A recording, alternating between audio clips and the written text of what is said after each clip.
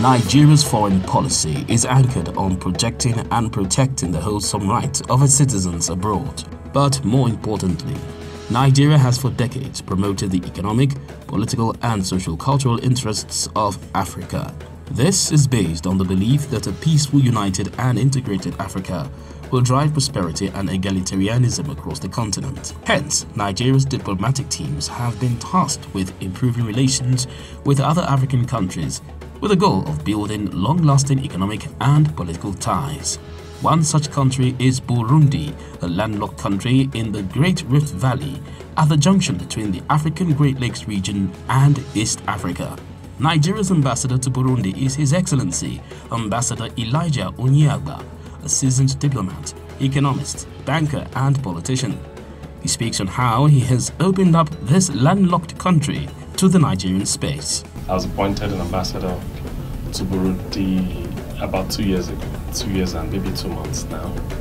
And first my impression was, oh wow, Burundi. First, I mean, ordinarily I didn't even expect to be appointed an ambassador in the first instance, so I could actually call myself an accidental diplomat. But it doesn't really matter. This is about service to the nation, and at whatever level you're being called upon to give that service. So I was very much open-minded. First, you're appointed an ambassador, a lot of people are lobbying to go to America, to Canada, to any of those, but personally I didn't. The reason being that I believe that, God rules in the affairs of men, and wherever you find yourself is actually where God wants you to be. So I didn't spend time lobbying. But hey, it was Burundi. I just Googled. It appeared to be one of the poorest nations on earth, but clearly the foreign policy of every nation is basically how you drive your domestic agenda in the international community. So I spent some time. It took close to a year from when we were appointed to when we were deployed. So I spent some time. I went to Lagos. I went to the Nigeria Institute of International Affairs, NIA in Lagos. I decided to do a little bit of study on diplomacy, what's going on with the Nigerian foreign policy, what has happened, and all of that. And spoke to very experienced diplomats that were able to, give me some kind of advice as to how to go about diplomacy. And so I came to the job very well prepared for it. And I found that Nigeria-Burundi relations dated back to 2006 when Nigeria opened the embassy there and Burundi reciprocated as well. Burundi is a small country, 12 million, 29,000 square kilometers, somewhere in East Africa, in the heart of East Africa, landlocked, neighbors Tanzania, Congo DRC, Rwanda, and of course home to the famous Lake Tanganyika, which is the second largest lake, freshwater lake in the world. And I found it a bit very interesting. Yes, the numbers says that they are very poor, but it's actually a country that I found laden with a lot of opportunities. Opportunities in the sense that they've been through a lot of crises. You're very familiar with the Hutu-Tutsi issue over the years. And that crisis even dated up until 2015 or thereabouts, when a new administration had to come on board. And from then till now, a lot has happened. And the country as it is, I can tell you that the relations between Nigeria and Burundi is at its all-time high. And let me explain to you the reasons why. We've opened that, we've established that diplomatic ties for a long time. But within 90 days that I was in Burundi, we had the maiden edition of the Nigeria-Burundi Joint Commission. And what's basically a Joint Commission is a platform that is set up by government to sit and discuss. And in the course of that, in fact, the Minister of State for Foreign Affairs attended that event. And we ended up signing about 2 memorandum of understanding, two agreements, one on political consultation and another on education cooperation. And it was a very good event.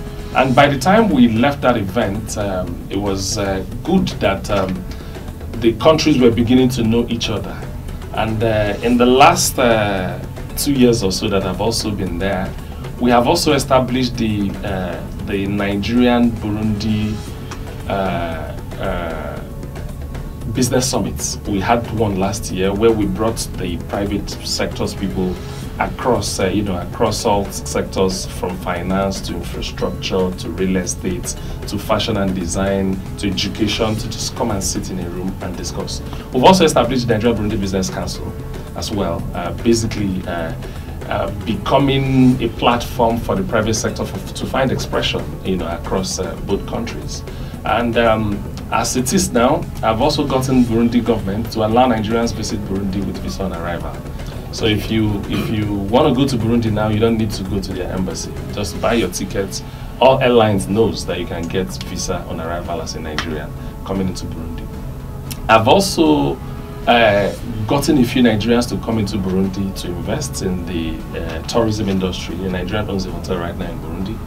A Nigerian has established a university in Burundi. As a matter of fact, the first university to offer medicine and surgery, nursing, pharmacy, and they just started operations late last year. So it's Nigeria in Burundi is a success story, and the entire country is also aware of the work that we're doing, and we also try to report to the home front to say this is what we're doing.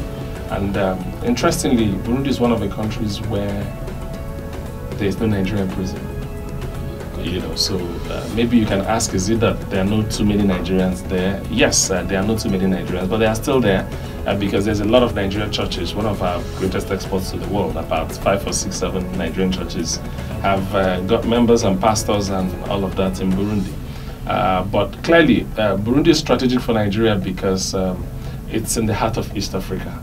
And Nigeria has always played the big brother role within the continent.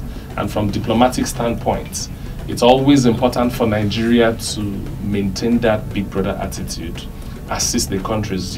By the way, our foreign policy is Nigeria first, our neighbors, and then Africa. Yeah. So we've consistently done this over the years. So sometimes we'll go ahead and assist the African countries. Nigeria has tried to assist Burundi on a couple of occasions in the past. And what this gives the country is that it doesn't matter the size of any nation. What you find is that each of them at the diplomatic scene have got one vote at the United Nations. So Nigeria tries to have their hands across the continent, because if we want to have someone for example, the case of Okonjo-Iweala, the case of the MD of African Development Bank, Afro-centric Bank. So if you just write these countries to say, hey, we need your vote or we need your assistance, you find out that they end up giving us that support because of the nature of spread we have. And each of these areas, we try to engage the government and see what is it that Nigeria can do for the country. So it's a success story, I must tell you. We've done quite a lot, and we will continue to do a lot. Ambassador Elijah Onyeagba epitomizes the resolve of Nigeria to ensure that deep-rooted interactions across Africa remain the nation's watchword. With its Afro-centric policy in full drive, the saying that charity begins at home becomes more valid.